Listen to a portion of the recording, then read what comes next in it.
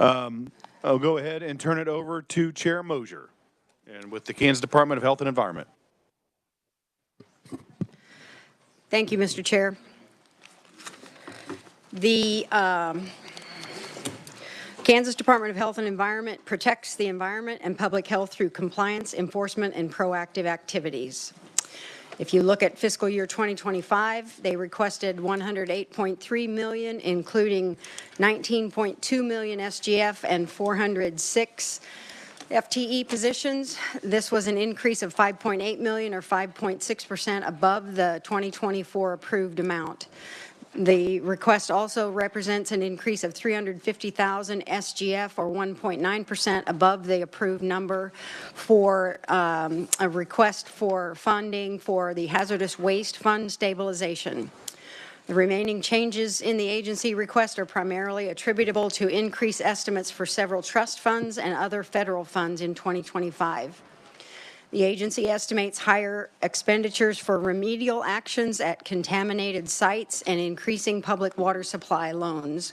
The agency also estimates higher expenditures relating to the Brownfields program. And Brownfields is any property in order to expand or redevelop or reuse it. It may have the presence of or potential presence of hazardous substances, pollutants, or contaminants, and so thus cleaning up those sites is where that extra money would come from.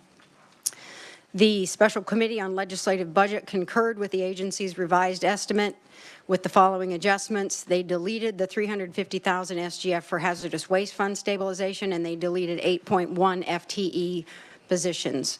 The A&R Budget Committee concurs with the LBC recommendations with the following adjustments. We added back the $350,000 for the Hazardous Waste Fund stabilization. This is a federally delegated program funded by federal and fee funds, both of which are declining.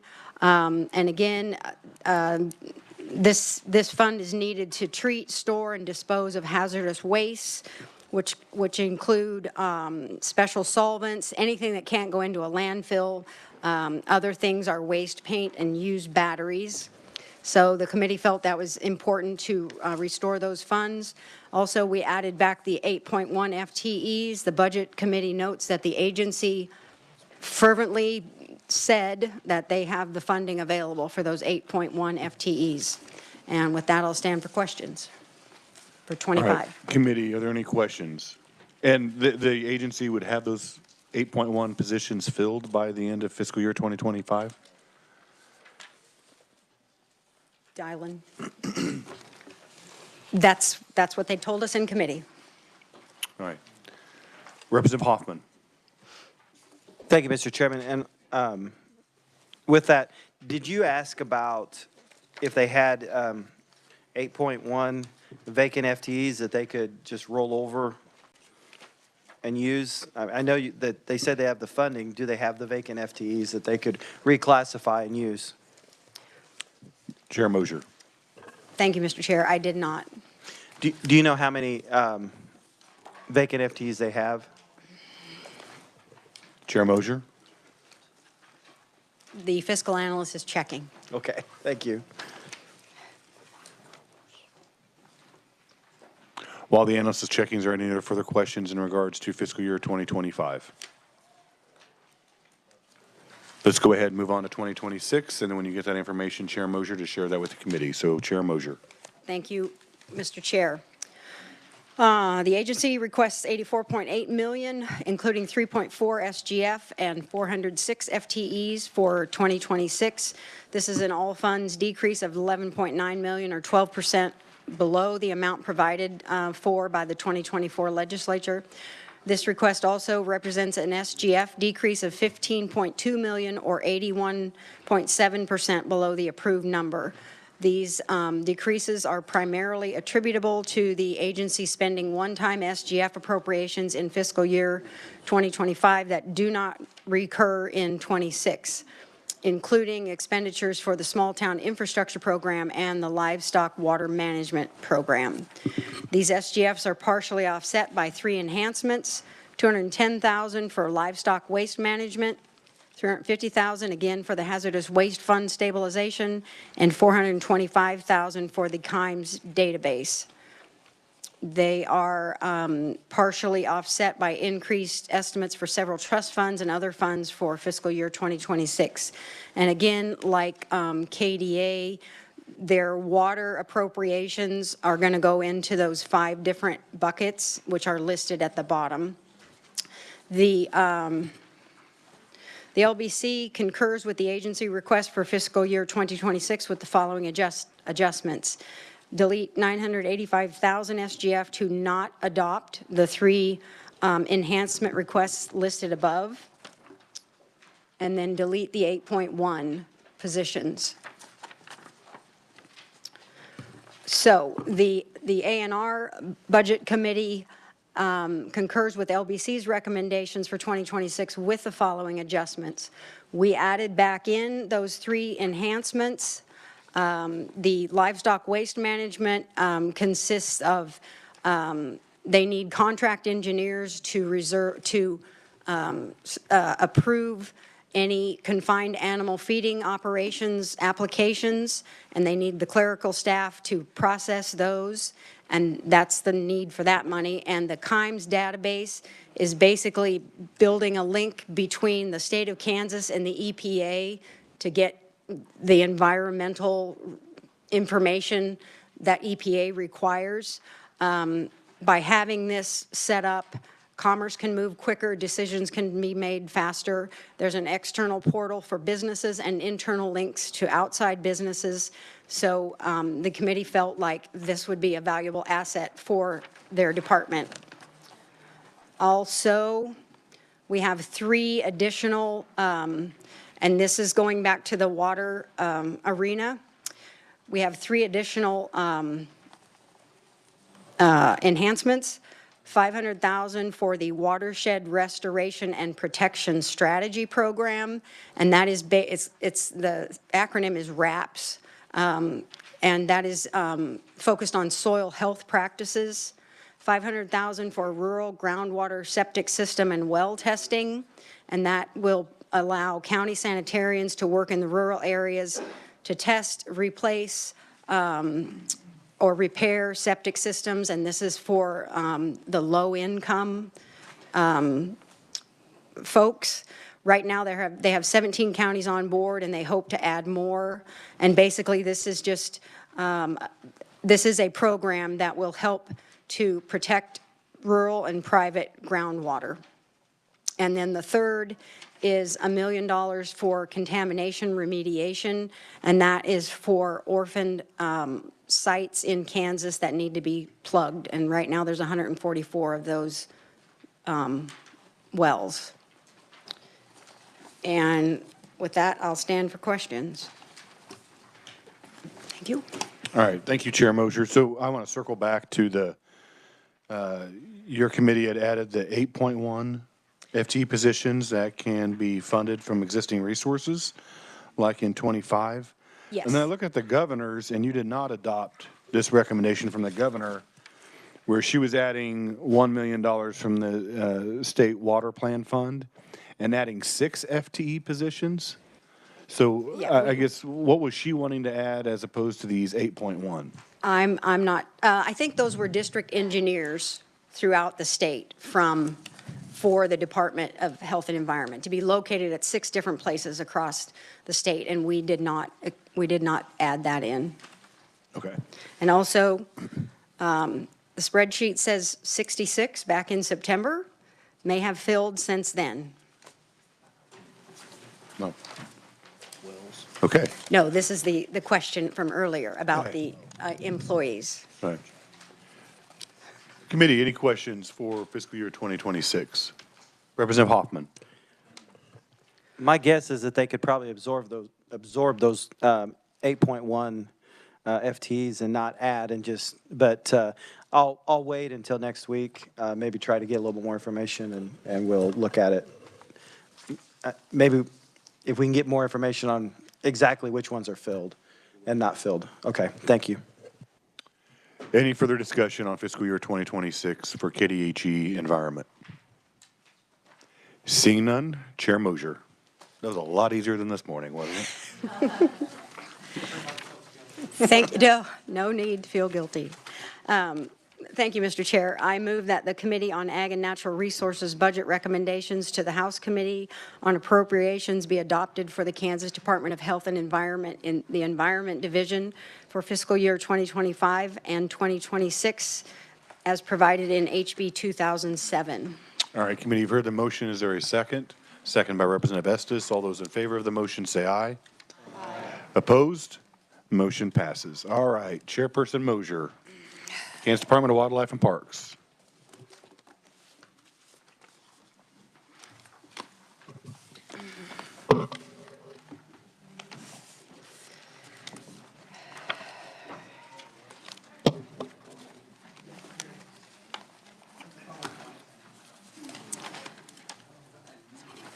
Okay. Thank you, Mr. Chair. The Department of Wildlife and Parks is a cabinet-level agency administered by the Secretary of Wildlife and Parks. It has a commission, a 7-member board appointed by the governor that serves as an advisory role to the Secretary. And as we all know, this deals with all things wildlife and parks. So 2025, the agency requests $134.8 million, including $5.1 million SGF and 466 FTE positions. This request is an increase of $10.3 million or 8.3% above the 2024 approved amount. It's attributable to the increased estimates for several federal funds in 2025. The agency estimates higher expenditures from federal funds, including those to use to continue working on the Flint Hills Trail, which is an 8-year project that has a few years yet to go, and also for the Whooping Crane and Eastern Black Rail recovery. These are migratory birds. There's federal dollars for wetland, and so they're focusing on habitat conservation for these birds as they go through Kansas a couple times a year, and updating or building visitor centers at various state parks, and those used to expand recreation opportunities across the state. The agency also requested a net increase of 1 FTE. The Special Committee on Legislative Budget concurred with the agency's revisions with the following adjustments. They deleted $1.9 million SGF to remove the reappropriations for one-time dam repairs in fiscal year 2025, and they deleted 1 FTE position. The Joint Committee on State Building Construction concurs with the LBC's recommendations for 2025 for wildlife and parks with the following exception. They added back the $1.9 million SGF to include the reappropriation for one-time dam repairs. The A&R Budget Committee concurs with both of the above with the following adjustments. We also added back the 1.9 SGF for the one-time dam repairs, and these are low-hazard state park lakes and state parks and lakes dams, either for restoration or modernization, and the agency said they can only use certain companies to bid these dam repairs, and so it was backlogged because they can only use certain companies, and that's why they needed that refinancing. And it also includes clearing, removing trees, repairing inlets and outlets, those kind of things with regard to the dam. And that's it. With that, I'll stand for questions. All right, thank you, Chair Mosier. Representative Sutton. Thank you, Mr. Chair. Something you mentioned there just happened to step into an area that I've already been looking at a little bit. You mentioned only certain companies could be used for the dam repair. Could you talk a little bit about that for me, please? Chair Mosier. That was what was said in committee by the agency. They did not elaborate on the actual companies that they're allowed to use. I don't know anything further than that. Okay, Mr. Chair, I'd be very, very interested in finding out more about that. I'm looking through the procurement processes that we use as a state and for various agencies, and I'm finding some interesting things that are, I believe, driving up the cost to Kansas taxpayers, and also limiting the ability of our agencies to do the work that they want to do. So, thank you. Any further discussion in regards to 2025? Representative Hoffman. Thank you, Mr. Chairman. I was looking on page 2, the Wildlife Fee Fund, the Parks Fee Fund, and the Federal Sports Restoration Fund are all, and the Wildlife Restoration Fund, they're all decreases. Is that because less money's coming in? Or, I know one thing that this agency, some of their fund, or fee funds, they probably are going to need to adjust here in the next year or so, the totals. But is that because the less is coming in, or they didn't need that much, and so is being moved to the next year? Chair Mosier. It's less is coming in. Okay, and that's what I was afraid of. So, yeah, eventually they are going to have to probably do something with especially their park fee fund, because it's okay. All right. Thank you, Mr. Chairman. Any further discussion on 2025? All right, seeing none, Chair Mosier. 2026 Wildlife and Parks. The agency requests $127.9 million, all from special revenue funds, and 466 FTE positions for 2026. This is an increase of $8.7 million, or 7.3%, which is actually 1.6 million less than 2025. So they're requesting less, above the approved amount for fiscal year 2025. Again, it's attributable to those expenses that I mentioned in 25, continued work on the Flint Hills Trail, the 2 migratory birds that are endangered, not endangered, just working on their homes while they come through Kansas. They're migratory. I guess it is recovery of those 2 populations. And then other expanding recreation opportunities across the state. The LBC concurred with the agency's revised estimate with the following adjustments. They deleted $690,000, all from EcoDevo initiative funds for fiscal year 2026, and they deleted 1 FTE position. The Joint Committee on State Building Construction concurs with the LBC's recommendations, as did the A&R Budget Committee. I'll stand for questions. All right, committee, any questions for 2026? Seeing none, Chairman Mosier.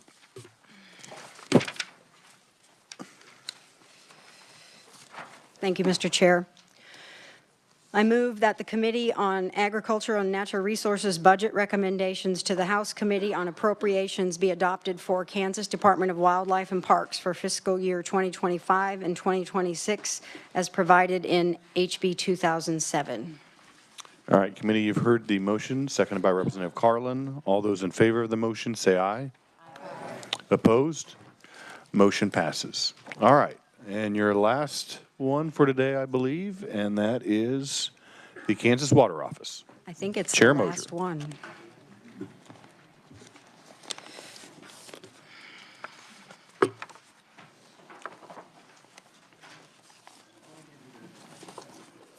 Thank you, Mr. Chair.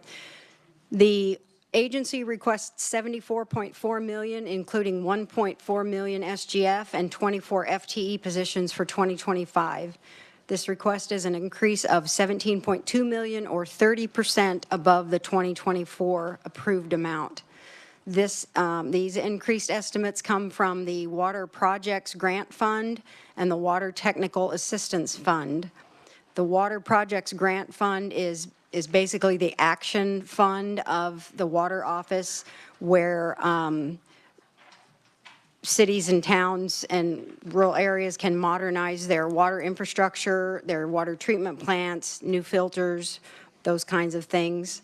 And the Water Technical Assistance Fund is more of the planning fund, which deals with the planning, engineering, managing, or other technical assistance required to develop these water projects. The LBC concurs with the agency's revised estimate for fiscal year 2025. The Budget Committee concurs with the LBC's recommendations in 2025. And with that, I'll stand for questions. All right, committee, any questions for Chair Mosier? All right, seeing none, 2026.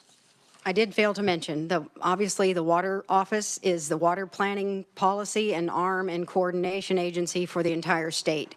It basically facilitates the coordination of all the agencies that we talk about that water touches. So 2026, the agency requests $42.1 million, including $1.6 million SGF and 26 FTEs for 2026.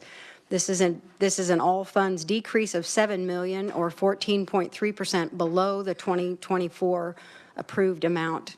This is primarily the request also represents an SGF increase of $228,000, or 16.4% above the approved number. The SGF increase is primarily attributable to 2 enhancement requests.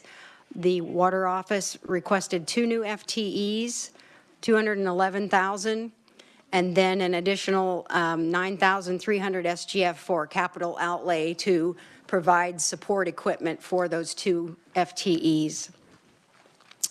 Let's see. The all funds decrease is attributable to expenditure estimates from the Water Projects Grant Fund and the Water Technical Assistance Fund. The agency said they will be expending the monies carried over from 2024, and they won't carry, and they'll spend them before the end of this fiscal year, and they will carry 0 balances into 2026.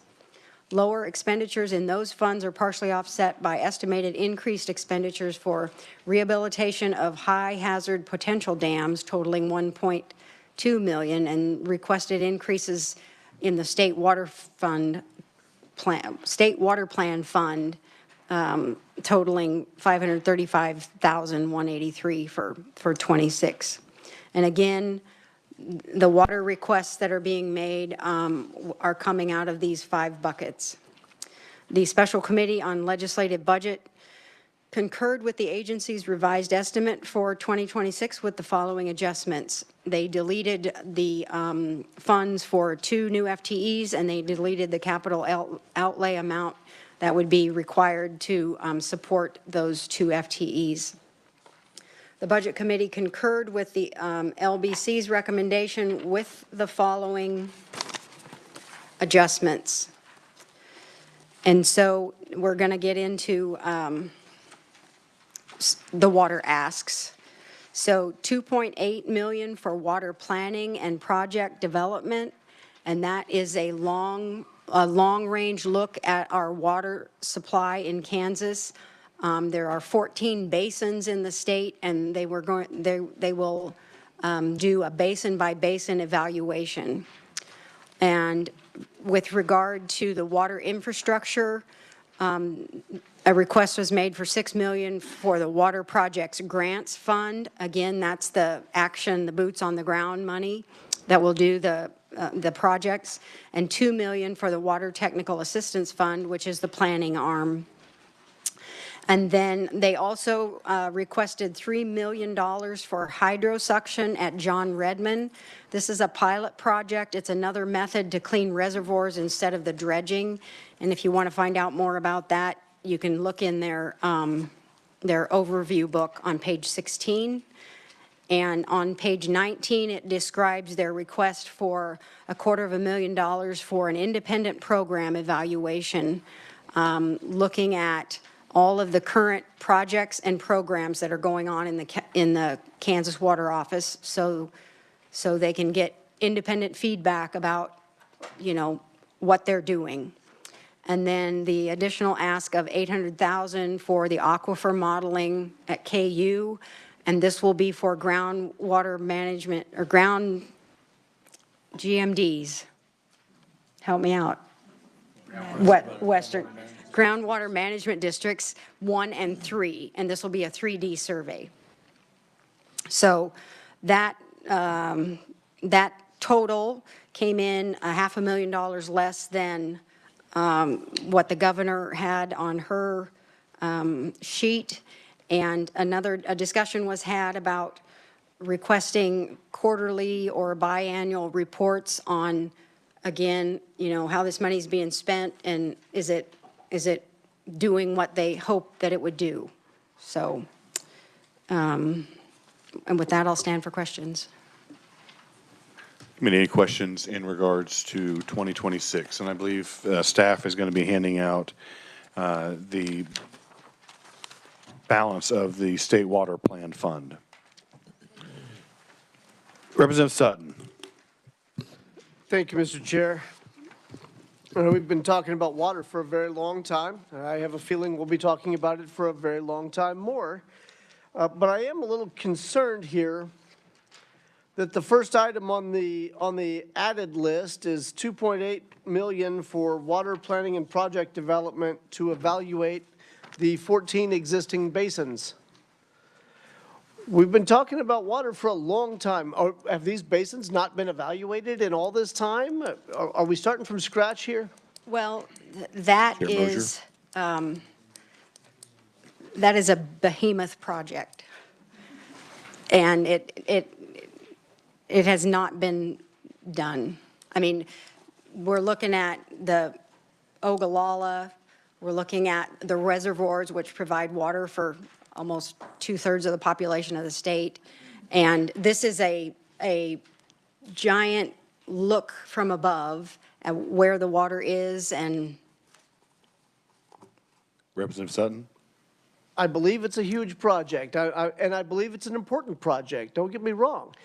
I'm wondering, with all the money we've spent on the water fund through the years, if we haven't evaluated the fund, can we claw that money back and use it this time? What are we doing? Chair Mosier. thank you, Mr. Chair. I will reach out to Water and get a succinct description of what that is. I do know that a lot of money has been spent going around Kansas trying to find out what Kansans' concerns are about water. I mean, It's not helping. no. I'll reach out to the water office and get that information for you. All right, thank you. I'm anxious to see what that looks like. Thank you. Representative Rogers. Thank you, Mr. Chair, and I apologize for the day missing the water discussion with the Department of Agriculture. Yes, we have spent money. Some would say too much, some would say not enough on water. I think the wording may be deceiving.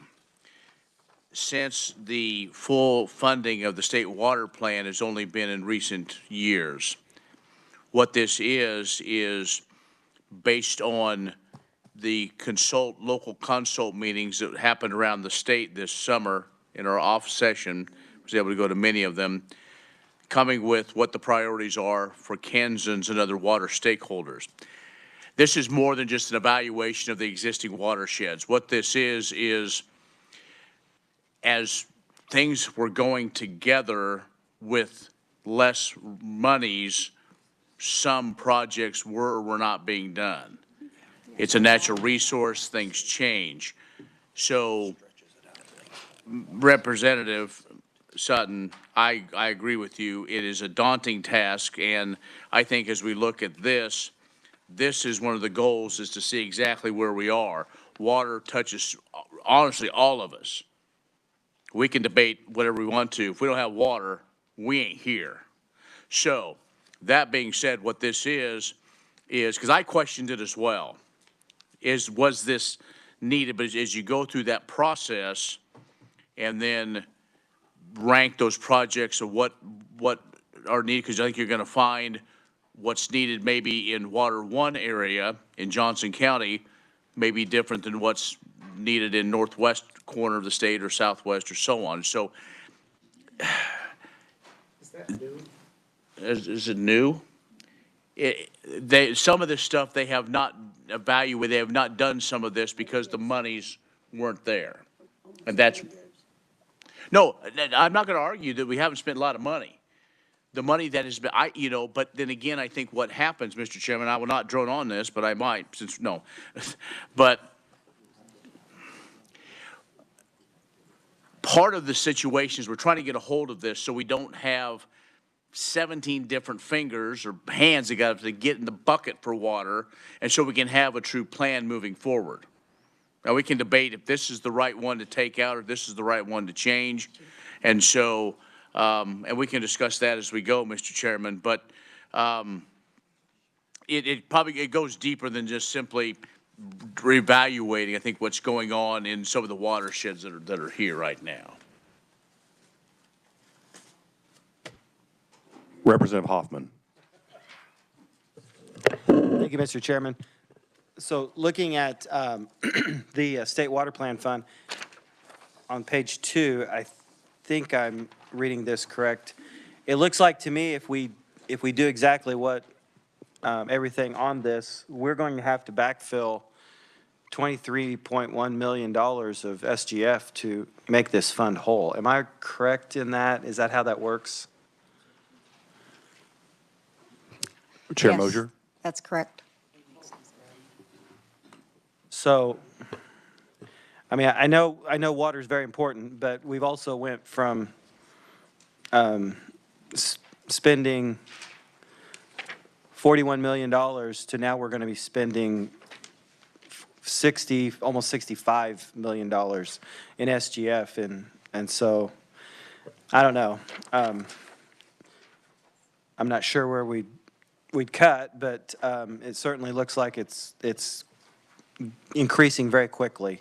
The other thing, I mentioned this several times in our legislative budget committee, I am not a big fan of this new revised way that they're wanting to show these expenditures, because if we follow through with this in 2 or 3 years, you will not see where all this money is going as far as interstate water issues, water use study. All you're going to see is water quality aquifer, resiliency reservoir research and education, which gives them the ability to move that money around wherever they want to move it after we're out of here. So I've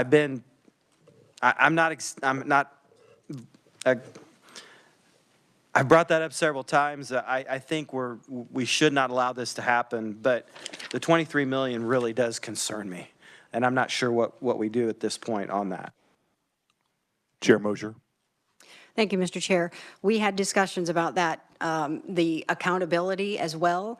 And so what our committee suggested was these agencies keep their expense columns. They figure out which bucket is appropriate for that expense.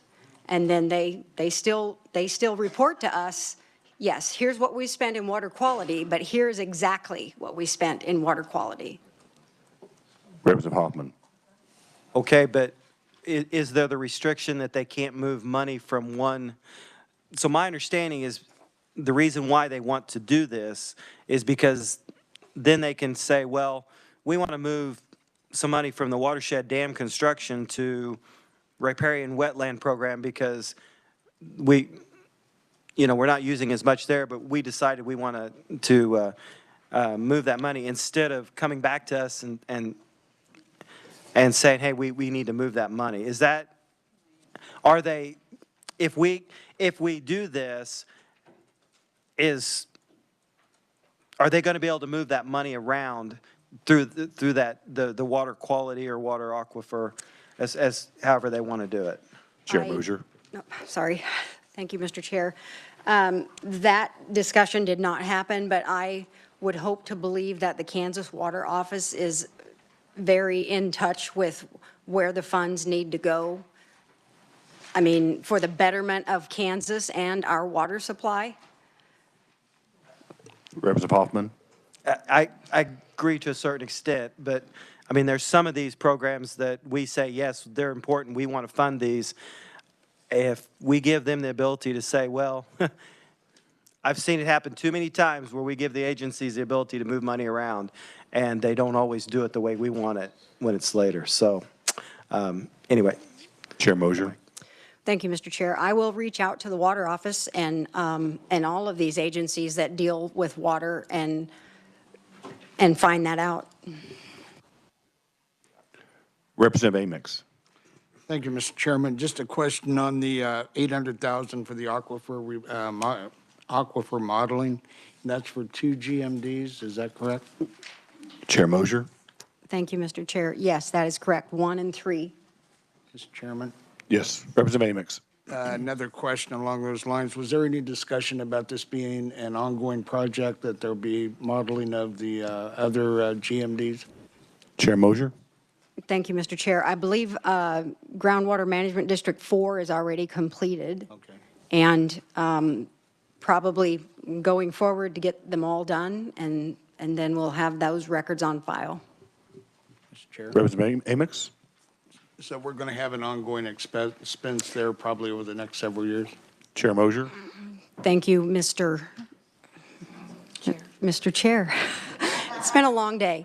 How many help me out, Western Kansas people? There's 5 groundwater management districts. Okay, so if we've got number 4 done and 1 and 3, we're looking at 2 more. Okay. And then that study will be completed. Okay. Thank you, Mr. Chairman. Representative Rogers? Thank you, Mr. Chairman. GMD3 is huge. And they've had a big target on their back. This is critical. It really is. If you know, we're talking about throwing money around, it's not millions of dollars, $800,000 to know what, and you can't do that with a crayon and a guess. And so, but the other GMDs, Mr. Chairman, the expense won't be there. This is using new technology to find, and I know you're not advocating for it or against it, you just want to know, but I don't believe there'd be an ongoing 800,000, you know, appropriation for several years. This is to use the new technology instead of drilling a bunch of wells, try to figure out where the overall is. Representative Amix? Thank you, Mr. Chairman, and from my colleague across the way, yeah, I am a big supporter of the water research that we're doing in this state and everything that's going on. I just asked the question just to understand kind of where we are in the process. I should have remembered that from my time serving on the Water Committee, but I apologize, I might have forgotten. Thank you, Mr. Chair. Representative Ballard? Well, Representative Hoffman, I guess my question that I would have, when you talk about moving money around, do we not have line items that we have to follow, even in water or other things like that? Representative Hoffman, since the question is directed to you. Okay, so my understanding is, and that in the past, if you see, let's just say in the Department of Agriculture, it lists all of these different initiatives, basically, and how much we're appropriating for those different initiatives. Mm-hmm. That was how much we expected that they were going to pay or to use for those different initiatives. Now they've gone to, if you look at the last 6 kind of italicized, Yeah. those are basically the same amount that's up in the area. The difference is now under this bill, it's in the bill, they have the ability to take that money, and even though they say they're going to use it for these different things, they can move it around wherever they want during the year. Representative Ballard? Okay, okay, I see what he's saying. I just didn't see exactly what you were saying about that. Okay, thank you. Representative Wassinger? Thank you, Mr. Chair. Well, I'm sitting here, I'm not just thinking about the water department having problems with being transparent. I think it's with all of our budgets. And I know that Vice Chair Williams has really been on top of people to be transparent. And we need to know where this money is going. They don't have to, give us pennies, but we need to know where it's going. It's going where we intended it to go. And I don't think it's just the water budget. I think it's all of them. And as I'm looking at Department of Administration, they need to give us more information. And I've gotten some line items, but we need to be able to look at it and see what they're doing, if they're still doing what we asked them to do. So thank you, Mr. Chair. Representative Howe? Thank you, Mr. Chair. Question for Chair Mosier. On the aquifer modeling, so 800,000, And so in one of my budgets was the geological survey for the airborne electromagnetic surveying of the Ogallala. So is part of it done by the geological survey for the aerial survey? Then I guess I was trying to figure out what the water office expense was. Chair Mosier. Thank you, Mr. Chair. They go together. Representative Howe. Okay, I was just kind of curious. I figured they did, but I didn't know what the expense was that the water office was using. I'm sure it's something maybe on the ground, and so I don't know if our analyst had any more information about that. Representative Francis. Representative Rogers. Thank you, Mr. Chair. I would make a motion to include a proviso for the Kansas Water Office to follow legislative intent and on those 9 items. All right, So- you heard the motion. Is there a second? Second by Representative Carlin.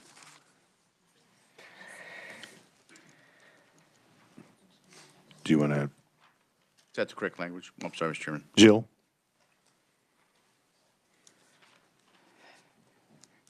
So in the bill, Mr. Chairman, thank you. In the bill, in subsection 9, the legislature grants the state water office the authority to transfer any items in their state water plan fund. So they get to transfer them around. And then in subsection E, they can, with the approval, well, both of these are with the approval of the Director of Budget, they can transfer it within the State Water Plan Fund to the Department of Ag, KU, Wildlife Parks, and Department of KDHE into their water plan fund. So they could also change with those. So I guess, I think in answer to his motion would really be to be striking D and E if that was their intent to make them keep that money in that fund. Representative Rogers? Mr. Chairman, yes. All right, fine with the second. Discussion on the motion. Representative Estes. Thank you. I'd just like clarity. If there is a legitimate reason to move that money, does it, I agree with the greater concept, but I just want to make sure we don't have any possible unintended consequences. Representative Rogers. I appreciate that. Thank you, Mr. Chairman. I appreciate that.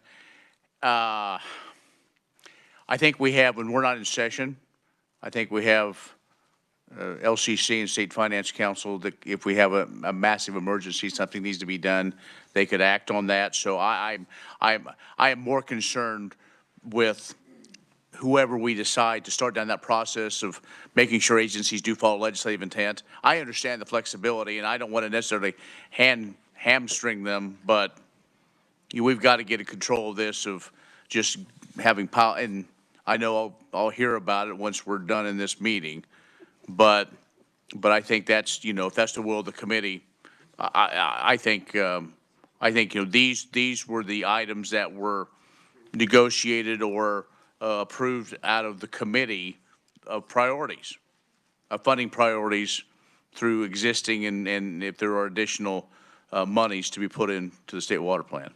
Representative Estes. Any further discussion on the motion? Representative Williams. Thank you. Just real quickly here. So then with your motion, all of these line items, they would move over for fiscal year 2026. We would see those line items. Is that what you're saying for the water office? Representative Rogers. Thank you, Mr. Chairman. That is my intent. All right. Great. Thank you. Any other discussion? Seeing none, Representative Rogers, you may close. I close. All right, committee, you've heard the motion. All those in favor of the Okay, you've heard the motion. All those in favor of the motion, say aye. Aye. Opposed? Ayes have it. Motion passes. Representative Getz. Thank you, Mr. Chair. In this, I just have a question around, I haven't got to be in water because I get to hang out with you awesome people at 9 instead. And there were programs that, one of the main things I think is a big deal, especially around the aquifer, is getting grant funds out to producers for the upgrade in technology and for the water reduction, for the stabilization. And I guess I wanted to see where that is, what is the amount in that grant program back to producers? Maybe I'm not seeing it, or what is that amount? Chair Mosier? Thank you, Mr. Chair.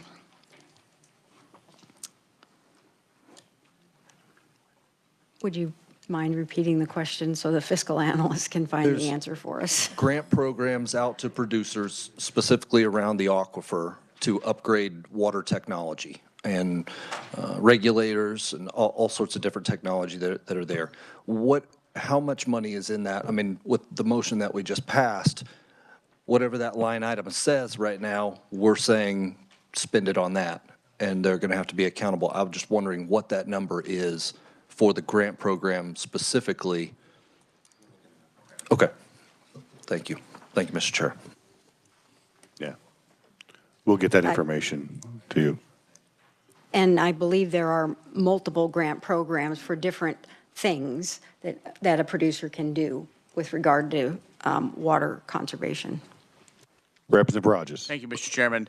That would, again, there's so many different things in water. I believe that's within the Kansas Department of Agriculture, what you're talking about. It's not here. Well, it would not be, if it is, Mr. Chairman, I believe it may be an irrigation technology.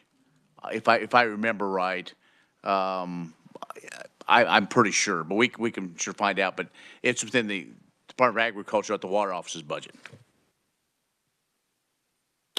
Representative Getz. Yeah, I would really like to follow up with that. I mean, just irrigation technology. I mean, I don't know if anybody's bought a sprinkler in the last few years, but it's over $100,000. And we got $380,000 in this one. That's why I'm wondering what is the pot that producers can access to help us we talk about boots on the ground. They're the ones that are boots on the ground. If we get them what they need, we're gonna get this problem solved a lot quicker than just studying it. And so that just concerned about that number not being in the right ratio. And again, other people have made these points. The study is a good thing, and we need to study because we need to know what problem we're addressing and how we want to address it. But we've got to stabilize the aquifer, and those producers are the ones that are right there using the water. If we get them the right things, better things will happen. I'm showing in the irrigation technology that's 2.6 million. Yeah. But again, in 26, it's all those other funds that we just passed for accountability. Any other, Representative Helgerson? Apologize, but I'm getting a little confused down here. The blue sheet shows that we're putting in the water office $16 million. And then you're adding 14.8 million in addition, is that correct? Chair Mosier? Thank you, Mr. Chair. I believe that those are like the water quantity aquifer is 2.8 million, corresponds to the 2.8 million.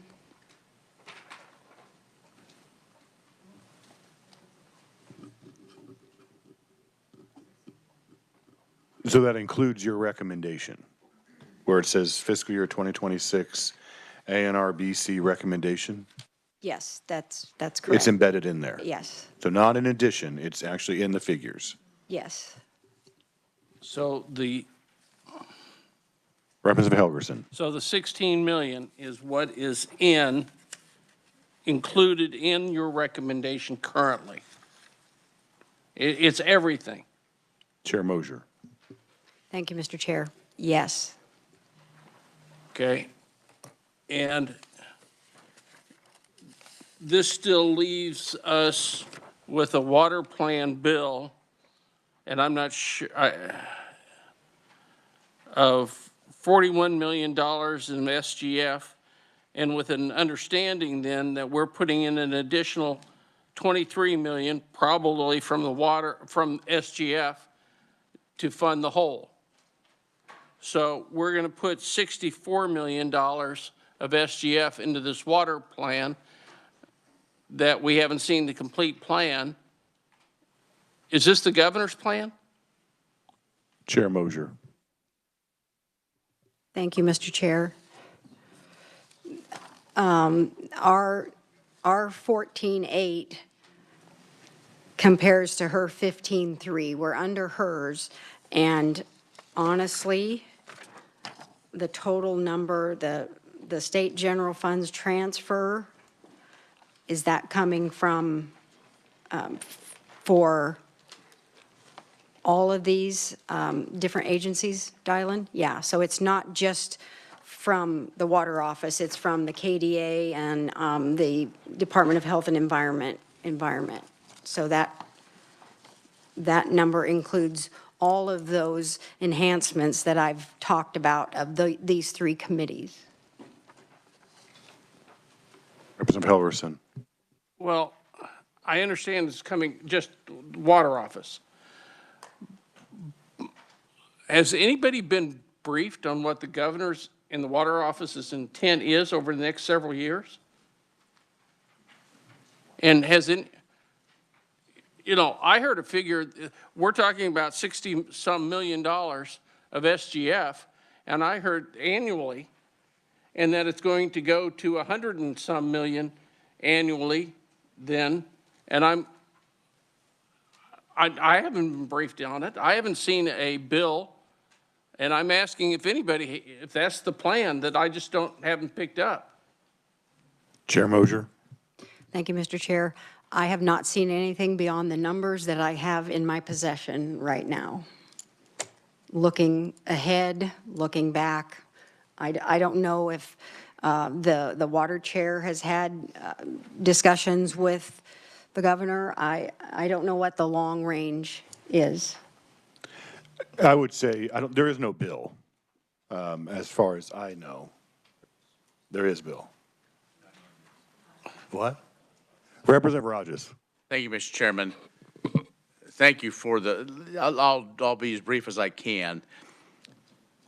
The governor in her budget had $30 million additional dollars on top of what was in the budget that we have funded, the commitment from Senate leadership as well that we got to fully fund the water plan and the additional money made last year. We took that plan as a starting point, went through meetings in the, handful, looking at those that have interest in water, looking at all the different sources. I don't care what the 20-year down or the 10 years from now, we are looking at 2026. There is a group out there that, yes, they would love to do 60, 80, $120 million. Let's get back to reality. Let's look at 26. What we have done is tried to identify, many of us were at those local consult meetings, and then we were briefed on what that was and what the plan is moving forward. It's more money than I thought. Originally, just putting together because of my interest in water of what I believe the state could afford, as difficult as this situation is to pick winners and losers. What there is a bill in the Water Committee that's addressing some policy, and it will have some of these pieces as well for funding. We are putting the funding in here so to make sure that if that bill gets passed on to the Senate, it is not successful, we have the monies in there to move forward with the legislature's water plan. This is the legislature's water plan. And that's what I was referencing. There is no bill from the governor's office in regards to it. No, That's what Mr. I was Chairman. referencing as that. Because I've had meetings with Julia Lorenz in regards to the 10-year plan, but there is no bill from the governor's office. There's just the funding in her budget bill in regards to the different 16, 17 agencies that have some aspect of water. Representative Helgerson.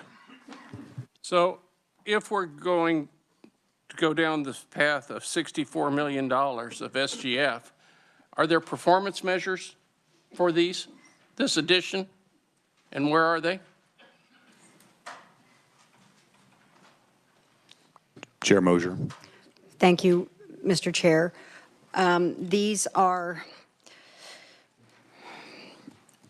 I don't know that there are performance measures for these individual items, not for, yeah. I do know that, with regard to the reservoirs, that the dredging is not necessarily the answer, and so they're looking at hydrosuction, and that's just one piece of the puzzle, but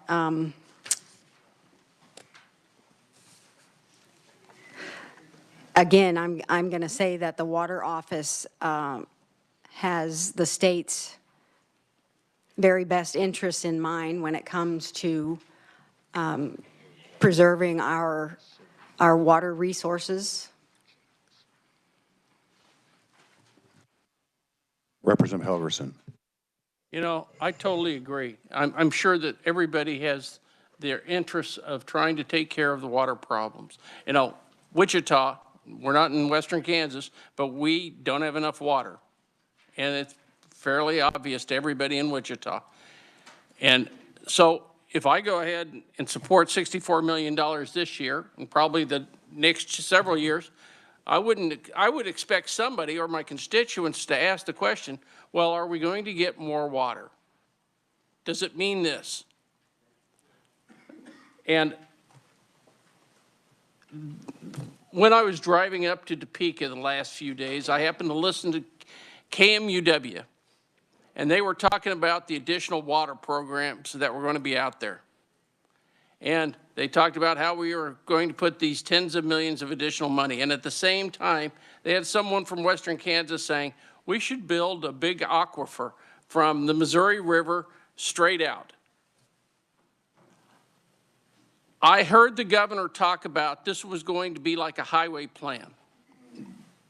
Even if it's not the governor's plan, if it's a plan by the legislature, then I expect to have some clear directions of what we're going to accomplish, what's the priority, and this is how we're going to see some changes over the years. And I'm happy to turn over the checkbook to anybody that can show me all those things, and that'll stand behind him. Representative Walsinger. Thank you, Mr. Chair. I think it's great we're doing all this. It's wonderful. But I want to know, where else in the state is anyone conserving their water? Because the city of Hayes has used less water today than it did in the 70s by conservation. I don't see Wichita doing that. I don't see any other city in Kansas. So my heart goes out to you. We're trying to get our water, and we've been paying millions of dollars to get past that. But we have been good stewards of our water, and the rest of the state needs to do the same thing. Before they start asking for more water, take care of what you have first. That's my problem. Thank you, Mr. Chair. Any other discussion? Seeing none, Chair Mosier. Thank you, Mr. Chair. Are we doing this? You got it. I move that the Committee on Ag and Natural Resources budget recommendations to the House Committee on Appropriations be adopted for the Kansas Water Office for fiscal years 2025 and 2026 as amended and as provided in HB 2007. All right, committee, you've heard the motion. Is there a second? Second by Representative Carlin. All those in favor of the motion say aye. Aye. Opposed? All right, motion passes. All right, Chair Mosier, you are done. Thank you, Mr. Chairman. We got through 3 in an hour and 10, and it took an hour and a half to get through, or almost 2 hours to get through 1 this morning. So All right, thank you well, all. Good job. All right, now we'll turn it over to the general government budget, and I'll turn it over to Chair Wassinger and start with the Department Administration. Thank you, Mr. Chair. The general government budget went over the Department of Administration's budget. They submitted a revised estimate of $238.5 million in on-budget expenditures and 110 off-budget FTEs in '25, including $168.1 million in SGF and $34.6 million from the Expanded Lottery Act Revenues Fund. This represents an increase of $22.7 million above the amount approved by the '24 legislature. It involves the following SGF reappropriations: $24.7 million to pay off debt service obligations, $7 million to set up the Kansas license verification portal, $5 million for the Docking State Office Building, $521,000 for the Division of Budget Operations, $500,000 for security grants to Jewish Centers of Faith, $400,000 for the Office of Public Advocate Operations, $12,000 for maintenance and upkeep of living quarters at Cedar Crest, and $2,000 for miscellaneous operational expenditures. It also included one supplemental request, $400,000 SGF for mail scanning equipment for anomalies prior to delivery. We approved that request in '24, but they were not spent prior to the end of the year and did not reappropriate for '25. The agency purchased and installed this equipment in the September of '24, and this request would backfill funds for the purchase. Other additions included $19.3 million, all from the ARPA State Relief Fund for the continued renovation of the Docking State Office Building. This includes $348,000 in existing funds carried over from '24 and an allocation of $19 million made in February of '24. The project is on schedule for completion in April '25 for the cost of $139 million. $1.3 million, all from the purchasing fee fund for 9 FTE positions for additional personnel to reconfigure the existing workspace at the Office of Procurement and Contracts. And it also includes $97.5 million in off-budget expenditures and 367.9 FTE off-budget positions in '25. While the department incurs off-budget expenditures in almost all programs, most of them come from the Office of Facility and Property Management, Office of Printing, Central Mail and Surplus, and the Office of State Health Benefits Program. The LBC concurred with the agency's revised estimate in 2025 with the following adjustments: deleted the $8.4 million in SGF, $7 million to set up the Kansas license verification portal, $521,000 for the Division of Budget, $500,000 for the security grants for Jewish Centers of Faith, almost $400,000 for the Office of Public Advocate Operations, approximately $12,000 for maintenance and upkeep for the living quarters at Cedar Crest, and $2,000 for miscellaneous operating expenditures. They also deleted $400,000 in SGF for mail scanning equipment in '25 and deleted $1.3 million from the purchasing fee fund and 9 FTE positions to not hire additional personnel in the Office of Procurement and Contracts. The Joint Committee on State Building Construction concurred with LBC's recommendations in FY '25. The Budget Committee concurred with the LBC's recommendations in February of '25 with the following adjustments: add $8.4 million in SGF to restore the following appropriations in '25. The $7 million to set up the Kansas license verification, $521 for the Division of Budget Operations, $500,000 for additional security for Jewish Centers of Faith, and almost $400,000 for the Office of Public Advocate Operations. And we added $400,000 SGF for mail scanning equipment in FY '25. With that, Mr. Chair, I'll stand for questions. All right, committee, any questions in regards to fiscal year 2025? Representative Helgerson. Could you please explain a little bit the 19.3 addition to the docking office building? Chair Wassinger. Thank you. Whoops. Thank you, Mr. Chair. They told us it was for furniture and fixtures. Representative Helgerson. $19 million worth of furniture? Okay, all right. Did you happen to see a plan for the building? What's going to be involved and who's moving in? And do the agencies have their own budgets for stuff moving in? Chair Wassinger. I can say for a fact, they're all asking for budgeting for moving into the docking building, and the Secretary of Administration sent us all information about who is moving into the docking building. That's all that I've gotten. Representative Helgerson. Well, I'll make a motion to pull the 19, is it 19.3? That's what appears in the budget sheet, Okay. yes.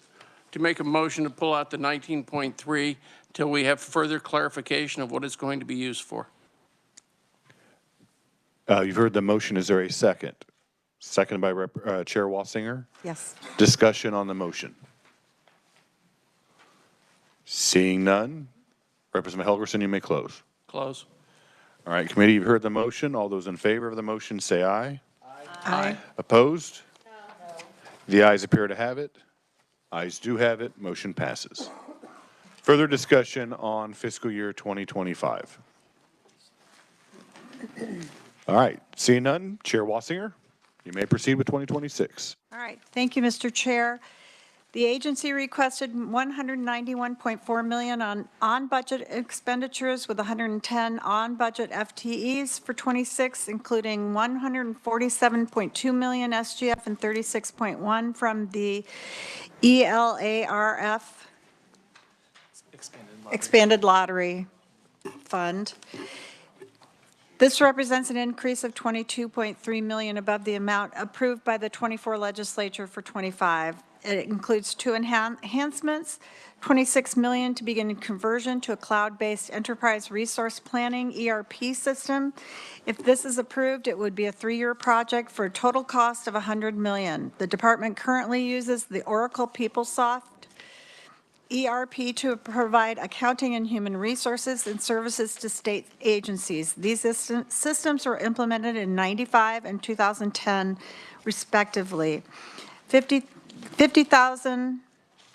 Approximately $51,000 from all accounting services recovery fund in off-budget expenditures and a 1 FTE off budget to process key card requests for the Capitol complex buildings. This would be financed by fees charged to state agencies and would not show up on statewide totals. Another addition is $891,000 from the purchasing fee fund and 9 FTEs for additional personnel at the Office of Procurement and Contracts. It also includes almost $99 million in off-budget expenditures and $368.8 off-budget FTE for 26. Once again, they incur off-budget expenditures in almost all programs, and most of them are with facility and property management, printing, central mail and surplus, and the Office of State Employee Health Benefits. The LBC concurs with the agency's revised estimate for the FY26 with the following adjustments. Deleted $26 million of SGF to not begin conversion to the cloud-based enterprise resource planning system for FY26 and delete $891,000 from the purchasing fee fund and 9 FTEs to not hire the additional personnel. The Joint Committee on State Building Construction concurred with LBC's, Special Committee on Legislative Budget concurred with the following adjustments. They deleted that. I already did that. Joint Committee on State Building Construction concurred with LBC. The Budget Committee concurred with LBC's recommendation for 2026 with the following adjustments. We added the $26 million in SGF to begin the conversion to a cloud-based enterprise resource planning system for 26, and $400,000 from the purchasing fee fund to hire additional personnel with the Office of Procurement and Contracts for 26. With that, Mr. Chair, I'll stand for questions. All right, committee, any questions in regards to fiscal year 2026? Representative Rogers. Thank you, Mr. Chairman. I have a couple of questions, and I hope this is the time to do that. Even though it was deleted on the extra money for the procurement and contracts office, it seems like, does all this run through the Department of Administration? It was brought up earlier in one of the budgets where there are so many restrictions, like at the state park in Norton County. They have a pickup that can't get fixed because nobody's, quote, qualified in that community to do it, and they have to haul it to Hayes. Some parts they have to go all the way to Salida. So what happens is you can't use your local businesses. This is all through the procurement process. We are not big pharma. We are not, we need to be friendlier to Kansans. And so, in our local businesses, especially those that aren't in a metro area that have many options. So that is one, I guess, is does all the procurement go through the Department of Administration? The other question I have, Mr. Chair, and then that's it, is did you all talk about the office space that the state leases? Did you get a chance to look at those contracts?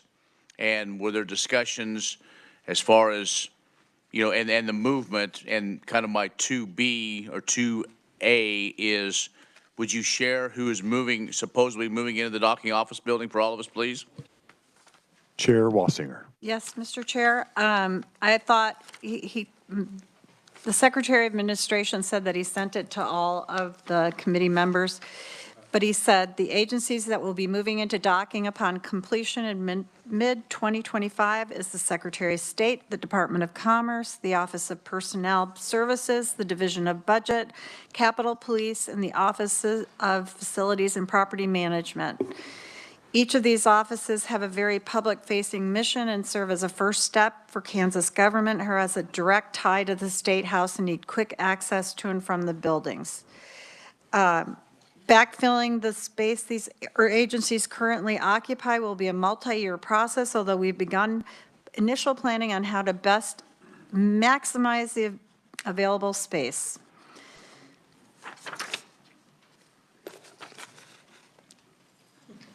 Stephen is going to be forwarding that email that lists all the agencies or departments that's moving into docking. First question that Representative Rogers had in regards to the procurement process. That I did not get information on that, so I can get in touch with them and let you know next week. When Dylan was actually my analyst when Yes. I was in Department of Administration, when I was General Government Chair. If I remember right, the agencies can submit, but all contracts do go through the Department of Administration. So all procurement and everything is administered through, well, except for the regents, but they're a ball of wax by themselves. But yeah, everything goes through the Department of Administration because they handle all the contracts throughout the state. Representative Carlin. Thank you, Mr. Chair. And if you said this, I apologize. I was analyzing something over here, catching up. But all these agencies that are moving in, I didn't get the year that we expect them to move in, and I'm wondering if they have contracts or lease agreements that are going to have to be dealt with, and if we've included any costs for that. Chair Walsinger, if you want me to answer that? I believe it's supposed to be, it said that the building's going to be completed in April of 2025, but I don't know, when you look across the street, I don't see how it's going to be Not done. quite ready. In a month or in a little less than 2 months. Obviously, somewhere in calendar year 2025, it'll probably be completed. All of the agencies and the departments that I have, and I received the same email that Chair Walsinger did from the Department of Administration, are agencies that are within the state buildings within the Capitol complex. So they don't have a contract or lease agreement with an outside or private entity where we're leasing space from them. It's within Memorial, Curtis. Those are the buildings that they're moving from into docking. So there's no violation of a lease. Thank you, Mr. Chair. Representative Howe. Thank you, Mr. Chair. I'm trying to play a little catch-up here. I did get a slide deck from Department of Administration about the ERP modernization. And so my question is, has anything been signed thus far in terms of an arrangement for the, appears to be like a 5-year plan to modernize? Chair Wassinger. Thank you, Mr. Chair. I don't think that they've signed the contract yet, but the reason they have to do it is because the system that they have now does not talk to the system that the statewide human resource and payroll system, which is SHARP, doesn't communicate with that, and then it doesn't also communicate with the statewide management accounting and reporting tool, the SMART system. And these are all have to be pulled together, and that's why they're trying to implement this 5-year plan. Representative Howe. Thank you for that. And so 26 million would be for the first year, but according to the slide deck I have, it says the years 1 through 4, the high estimate would be 110 million. Is that what the committee was made aware of, or? Chair Wassinger. Yes, we were made aware of that. They were trying to pay it for over those 5 years and spread it out. Representative Howe. So just to be clear, this would be fiscal year 26, then when would the project be complete? And would it be within that 110 million over 5 years? Chair Wassinger.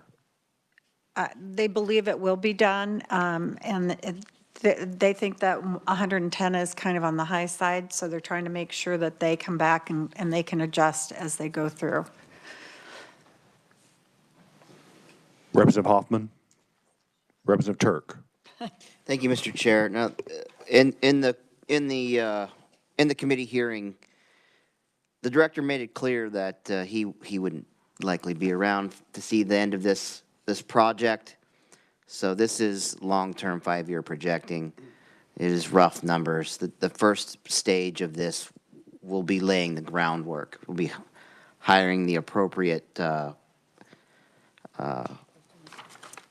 hiring the appropriate consultant to guide them through the process and its longevity. So this is the beginning of a long process to modernize the entire system, for which at that point they could work on, reducing staff. So that was the overall projection.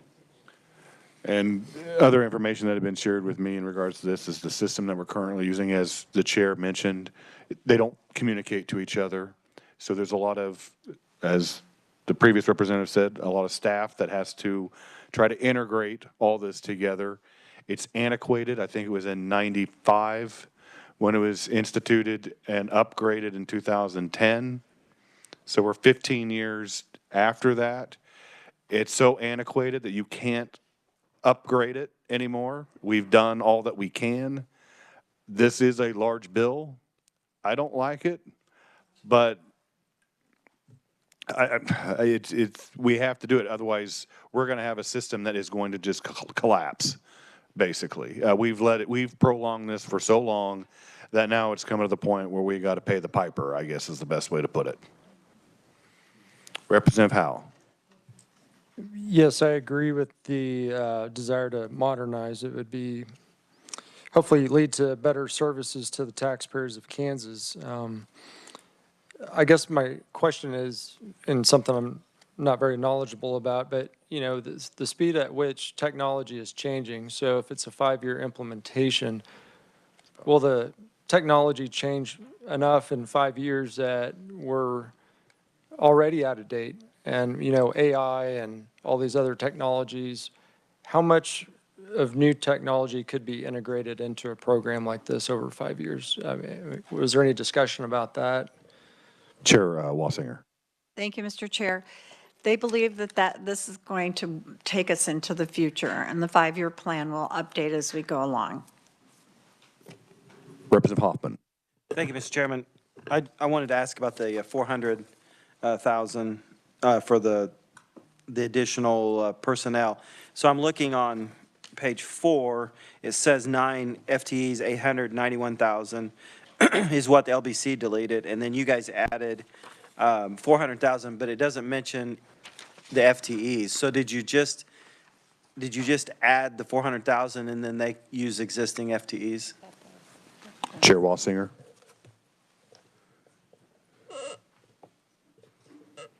Still with all the FTEs? Okay. Yeah. Thank you, Mr. Chair. The committee added the funding but did not add the extra employees. Okay, thank you. Any further discussion in regards to fiscal year 2026?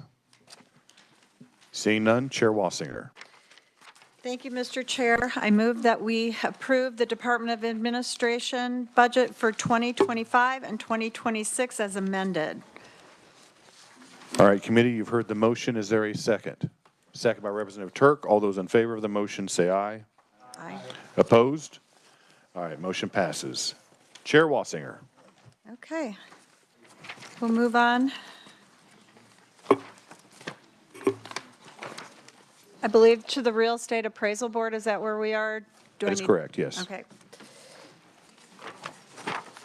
Thank you, Mr. Chair. The General Budget Committee, Government Budget Committee,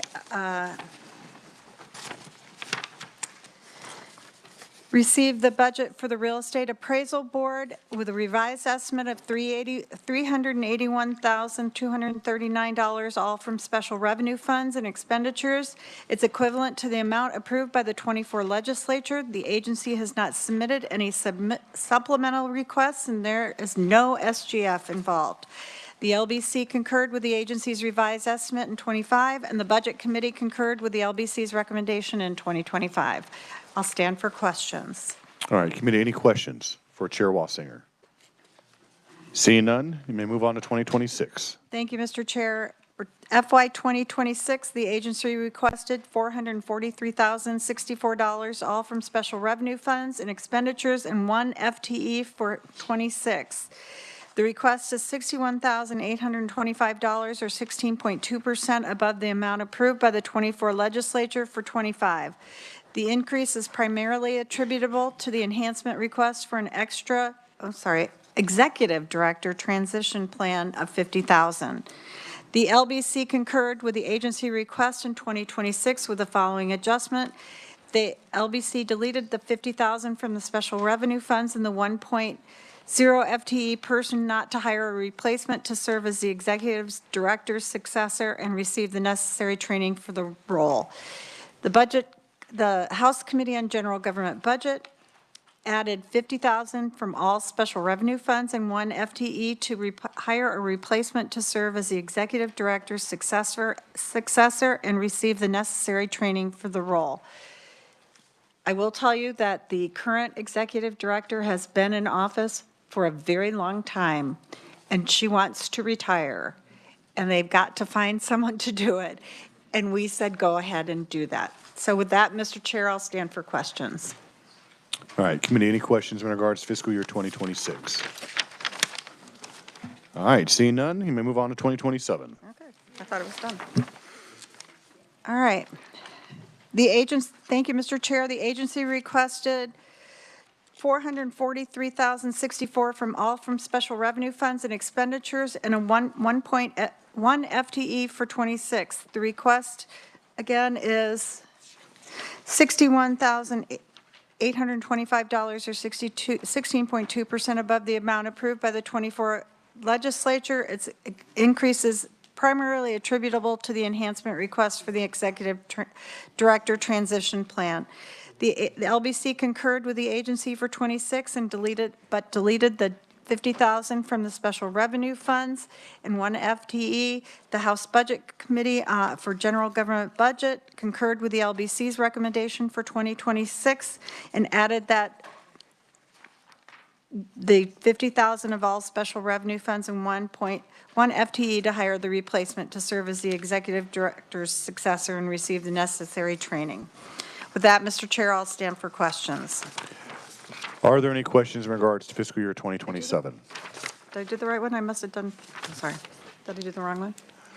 All right, seeing none, Chair Walsinger. I apologize. I think I read 2026 again. We're good. We don't have to do that. All right. With that, Mr. Chair, I move that you approve the Real Estate Appraisal Board for 25, 26, and 27 as presented and amended. No, it's not amended That's here. not amended. That's not amended. All right. Committee, you've heard the motion. Is there a second? Second by Representative Turk. All those in favor of the motion say aye. Opposed? All right, motion passes. Now on to the Kansas Real Estate Commission. All right, thank you, Mr. Chair. The Kansas Real Estate Commission budget for 2025 requests a revised estimate of $1.4 million, all from special revenue funds, 12 FTEs in 25. It's 2.3% below, the revised estimate is $35,000 or 2.3% below the amount approved by the 24 legislature for 25. The decrease is primarily attributable to lower spending on fees to licensures and background checks of $19,000, as well as for attorneys and lawyers of $6,000. The agency has not resubmitted any enhancement requests, nor is there any SGF. The LBC concurs with the agency's revised estimate for 25, and the House Budget Committee concurred with the LBC's recommendation in 25. I'll stand for questions. Committee, any questions in regards to the Kansas Real Estate Commission? All right, you may move on to 2026. Thank you, Mr. Chair. The agency requested $1.5 million from special revenue funds and 12 FTE positions for 26. It's 7,000, almost 8,000, or 5% above the amount approved by the 24 legislature for 25. This increase is primarily attributable to an increase in spending on employee pay of $17,683, offset by a decrease in spending on fees related to licensure and background checks of $7,455. They submitted no enhancement requests for 26. The LBC concurred with the agency request in 26, and the Budget Committee concurred with the LBC's recommendation for 2026. I'll stand for questions. Committee, questions in regards to 2026? Seeing none, you may move on to 2027. Thank you, Mr. Chair. The agency requested $1.5 million from the special revenue funds and expenditures in 12 positions for 27. It's $42,433, or 2.8% above the amount approved by the 24 legislature for 25. It's primarily attributable to an increase in spending on employee pay of $32,782. They have not submitted any enhancement requests for FY27. LBC concurs with the agency request for 27, and the House Committee on Governmental Budget concurred with the LBC's recommendation for 2027. All right, With that, I'll committee. stand for questions. Any questions? Seeing none, Chair Wassinger. Thank you, Mr. Chair. I move that the Real Estate Commission budgets for 25 and 26 and 27 be accepted as presented. All right, committee, is there a second? Second by Representative Turk. All those in favor of the motion say aye. Opposed? All right, motion passes. Now on to the Kansas Board of Examiners and Optometry. Chair Wassinger. Okay.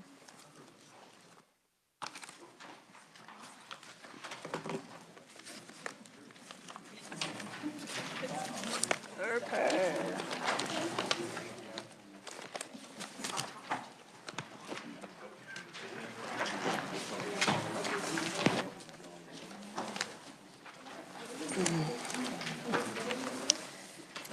Hang on just a second, I'll get to it because it's in the back of my book, a different place.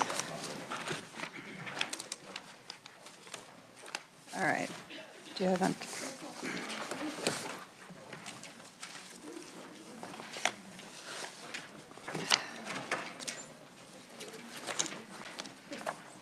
All right, I don't have the budget summary right in front of me. I gotta find it here. Thank you. Thank you, Mr. Chair. Sorry to keep you waiting.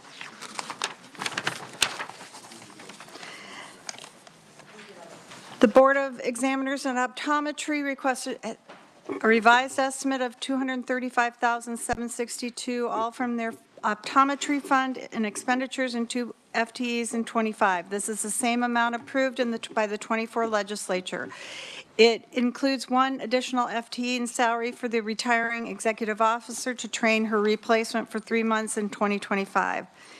They also requested to raise their official hospitality spending from $650 to $1,000 beginning in '25. The LBC concurred with the agency's revised estimate in 2025 with the following adjustments. They deleted the language not to increase the hospitality spending limit to $1,000 in '25. And the House Committee on General Government Budget concurred with the LBC's recommendation with the following adjustment. We added the language to increase the agency's hospitality spending to $1,000 beginning in FY '25. With that, I'll stand for questions. All right, committee, are there any questions in regards to 2025? Seeing none, we may move on to 2026. Thank you, Mr. Chair. The agency requested $276,000 from the Board of Examiners of Optometry in expenditures for '26. This is an increase of $40,000 or 17.2% above the FY '25 approved amount. This increase is primarily attributable to the agency's budgeting more for salary and wage expenditures related to cross-training a new executive officer for 3 months, as well as budgeting for more contractual services and commodities. The agency notes that this includes additional funding for rent in the event that the board is relocated to Topeka for the new executive director.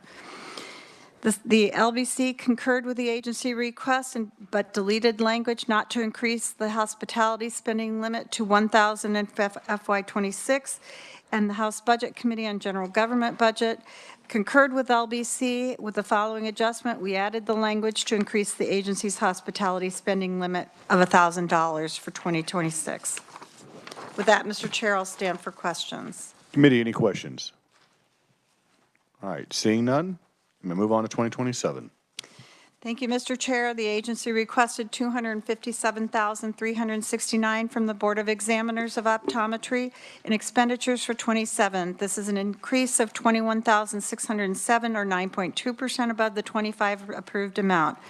This increase is primarily attributable to agency budgeting for more rent in the event that the board office is relocated to Topeka for the new executive officer, and budgeting for more paid fees, specifically reimbursement to the Office of Information Technology for the new licensing database and attorney fees.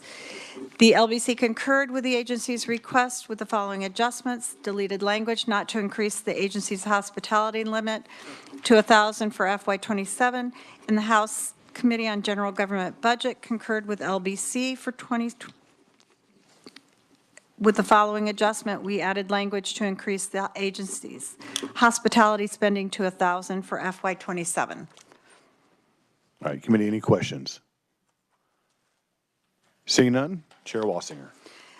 With that, Mr. Chairman, thank you. I move that we approve the Board of Examiners of Optometry budgets for the years 2025, 2026, and 2027 as presented. All right, committee, you've heard the motion. Is there a second? Second by Representative Turk. All those in favor of the motion say aye. Opposed? All right, motion passes. Now we'll move on to the Kansas Board of Hearing Aid Examiners. And looking at this, Chair Wassinger, there's no changes in 25, 26, and 27. Plus, it's only a budget about $38,000. Yes, sir. So if you could just move all 3 years at once. Okay. Thank you, Mr. Chair. I move that we approve the Kansas Board of Hearing Aid Examiners budget for the year 25, 26, and 27 as presented.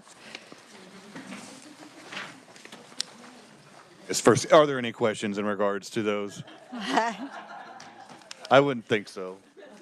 All right, you've heard the motion. Is there a second? Second by Representative Turk. All those in favor of the motion say aye. Opposed? All right, motion passes. Chair Wassinger. Where are we moving to next? Dental Board, okay. All right.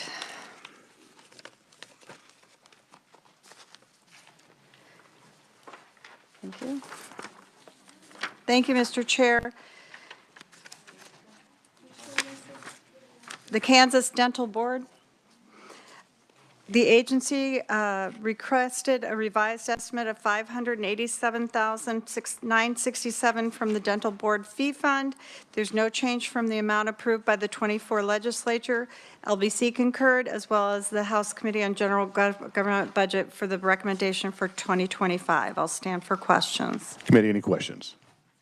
Seeing none, we move on to 2026.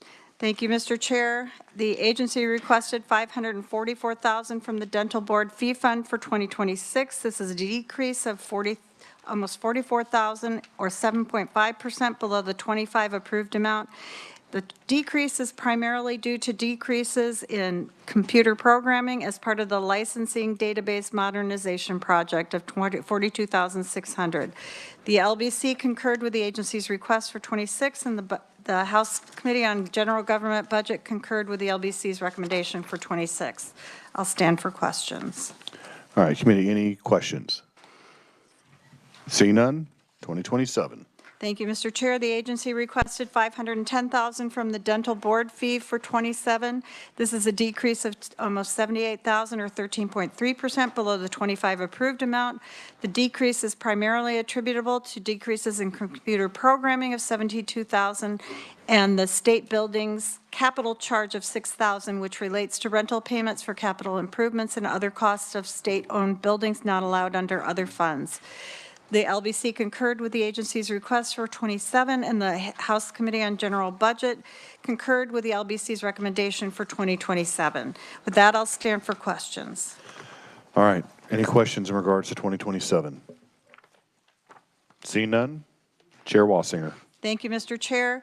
I move that the Kansas Dental Board's budgets for 25, 26, and 27 be approved as presented. All right, committee, you've heard the motion. Is there a second? Second by Representative Turk. All those in favor of the motion say aye. Opposed? Motion passes. All right, thank you, Chair Wassinger. We'll now move on to the Transportation and Public Safety budget by Chair Anderson. And we'll be starting with the Ellsworth Correctional Facility, and you had indicated earlier this morning that your ranking member is going to be reporting those out. So I would turn it over to Representative Hoy. Thank you, Mr. Chair. For Ellsworth Correctional Facility, starting with fiscal year 2025, the agency submits a revised estimate of $24.5 million, including $24.2 million SGF and 235 FTE positions. The agency's revised estimate is $1.9 million above the amount approved by the 2024 legislature.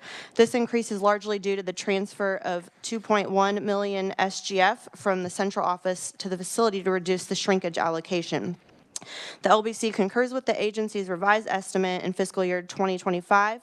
The Joint State Building Construction Committee concurs with the LBC's recommendation for 2025, and our House Committee concurs with the LBC's recommendation for 2025.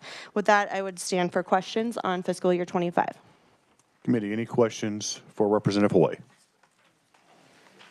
Seeing none, Representative Hoy, you may move on to 2026. Thank you, Mr. Chair. The agency requests $24.4 million, including $24.4 million SGF and 235 FTE positions for fiscal year 2026. The request is $1.9 million or 8.6% above the approved amount for fiscal year 2025. This increase is largely due to the addition of $2 million SGF to reduce the shrinkage allocation.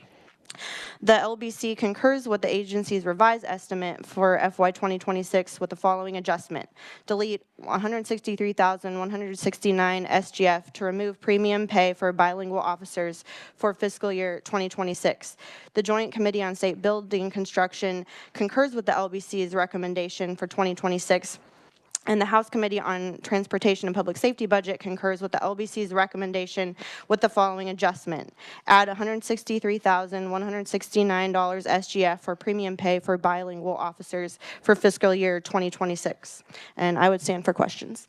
And in the previous conversations that we had with Chairman Anderson in regards to the other correctional facilities, this is going to be consistent through all of the correctional facilities? This is a consistent recommendation for all of those facilities, yes. All right, thank you. Any other discussion in regards to fiscal year 2026? Seeing none, Representative Hoy? I would entertain a motion. Thank you, Mr. Chair. I move the recommendations for the Ellsworth Correctional Facilities for fiscal years 25 and 26. All right, committee, you've heard the motion. Is there a second? Second by Representative Anderson. All those in favor of the motion say aye. Opposed? All right, motion passes. Representative Hoy. Thank you, Mr. Chair. Starting for the Hutchinson Correctional Facility fiscal year 2025, the agency submits a revised estimate of $53.1 million, including $52.8 million SGF and 505 FTE positions. The revised estimate is $3.1 million, or 6.2% above the amount approved by the 2024 legislature. This increase is primarily due to the addition of $4 million SGF to add funding for overtime pay that was incorrectly omitted from the budget submission last year. The LBC concurs with the agency's revised estimate in fiscal year 2025 with the following adjustment. Delete 581,890 SGF to lapse the reappropriation for agency operations in FY 2025. The Joint Committee concurs with the LBC's recommendations for 2025, and the Budget Committee concurs with the LBC's recommendation for fiscal year 2025. And with that, I would stand for questions. All right, committee, any questions in regards to 2025? Seeing none, now on to 2026. Thank you, Mr. Chair. The agency requests $53.2 million, including $53.1 million SGF and 504 FTE positions for fiscal year 2026. This request is $3.8 million, or 7.7% above the approved amount for FY 2025. This increase is primarily due to the addition of $4 million SGF to add funding for overtime pay that was incorrectly omitted from the budget submission last year. The LBC concurred with the agency's revised estimate for FY 2026 with the following adjustment. Delete 162,644 SGF to remove premium pay for bilingual officers. The Joint Committee concurred with LBC's recommendation for 2026, and the Budget Committee concurred with the LBC's recommendation for 2026 with the following adjustment. Add 162,644 SGF for premium pay for bilingual officers. And with that, I would stand for questions on 26. All right, committee, are there any questions in regards to fiscal year 2026? All right, Representative Howell. Thank you, Mr. Chair. I just had a question. So when we were on the tour for the Hutch Correctional Facility, we learned about their industrial program and all the jobs that some of the inmates had. Is there any revenue coming back to the state for that? And if so, is it somewhere in this budget document, or is that through a different program? Representative Hoy. Thank you, Mr. Chair. That would most likely go in the industrial, I'm sorry, you have to say it again. Kansas Industrial Correctional, Kansas Correctional Industries. So that's all I'm able to provide.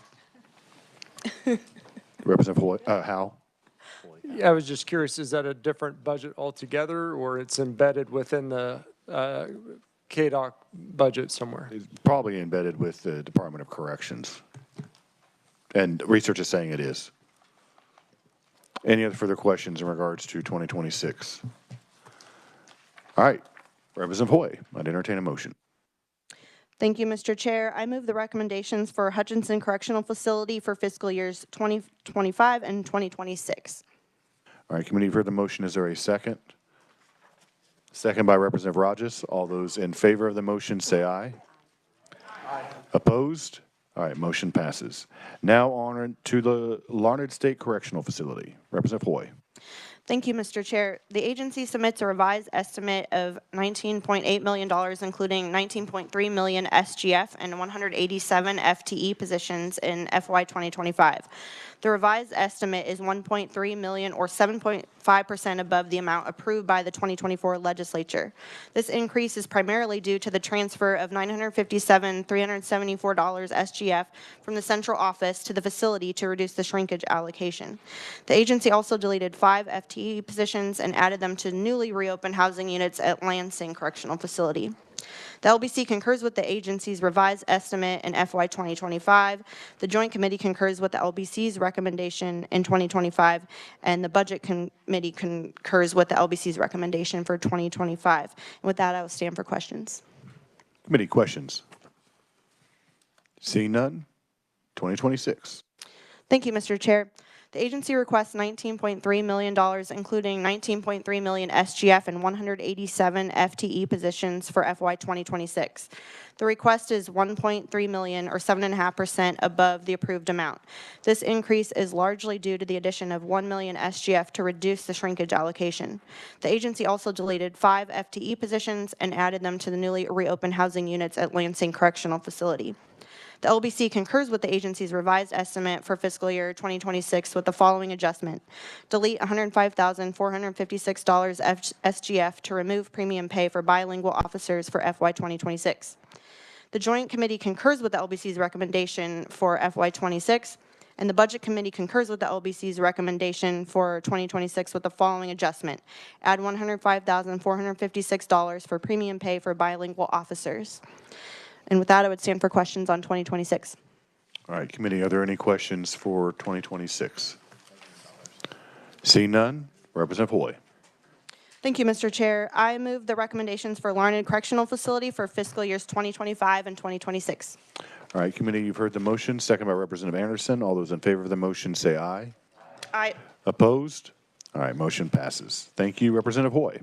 And if we could actually get one more done, Chair Bueller, do you think you could do the Kansas Office of Veteran Services? Yeah, that one's pretty easy. Hang on one All right. second.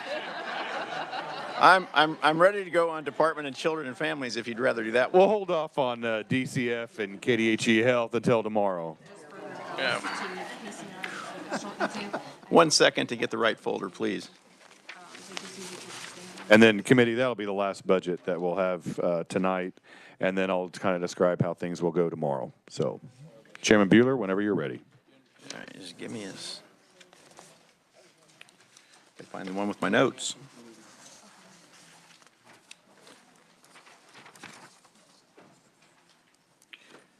All right.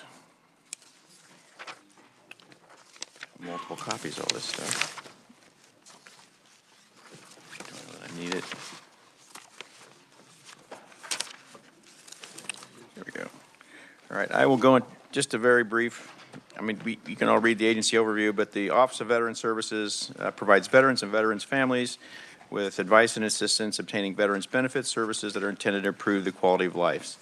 It also includes, aside from assisting veterans in obtaining federal and state benefits, it operates 2 veterans' homes that provide long-term and domiciliary care to veterans, and on occasions, families of veterans. The KOVS was established, the 5 programs to effectuate the agency's mission to provide advice and assistance to veterans and their families in Kansas. And I'm going to skip the rest of the detail. If you go to FY25, this is one that is very, if you look at the bottom across the board, the agency, LBC, and House budget recommendations are all the exact same thing. The LBC concurred with the agency's revised estimate in FY 2025. The Joint Committee on State Building Construction has some notations in terms of the SIBF monies for construction that will likely be reappropriated. Given those 2 elements, the House Committee on Social Services budget concurs with the LBC's recommendation for FY25. And with that, I stand for questions. All right, committee, are there any questions in regards to fiscal year 2025? So if you liked FY25, see none, 2026. Chairman Bueller. Mr. Chair, so if you liked FY25, you're going to like FY 2026 because it is the exact same thing across the board, all 3 MASH, agency, LBC, and House. The Special Committee on Legislative Budget concurs with the agency's revised estimate, as does the House Committee on Social Services budget. And with that, I stand for questions. All right, committee, any questions regarding to fiscal year 2026? Representative Rogers. Sorry, I don't want to break the seal, but would you explain just a little bit? Nursing person, we talked a lot about contract nurses. It says here they rely on contractual services for staffing needs. Do they utilize contracted nurses? They do some. It's not near to the level that we've seen in like the Larned Hospital. So for example, in FY23, contractual nursing was $3.4 million, 2024, $2.4 million, 2025, $2.2 million. So it's a much lower number, doesn't appear to be the same level of concern that we have elsewhere. Thank you, Mr. Chairman. Any further questions in regard to 2026? All right, seeing none, Chairman Bueller, I'd entertain a motion.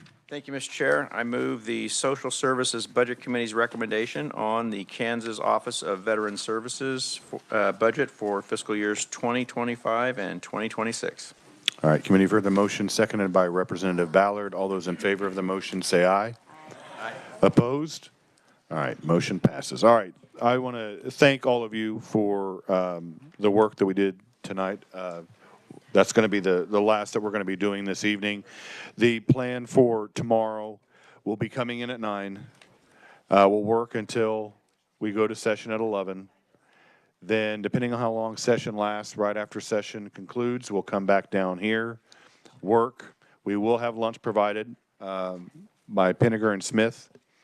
And we will work through lunch up until 1:30. And if we have not concluded everything by 1:30, we are going to break for Commerce because they have a scheduled meeting. And there are a lot of members on this committee that serve on Commerce. And so we would come back at 2:30 to conclude everything that we have. That should be enough time, correct? Chairman Tarwater? Yes, that should work fine. Okay. We'll make it work. So, but if we get everything done before 1:30, we will conclude all of our business. And then again, on Tuesday, we'll come in and start working on the budget. And due to my phone malfunction, I think I'm going to be providing breakfast on Tuesday, which is the first time I've ever had to do that in the committee, but no. Yeah. All right. So until tomorrow morning at 9 a.m., we are adjourned.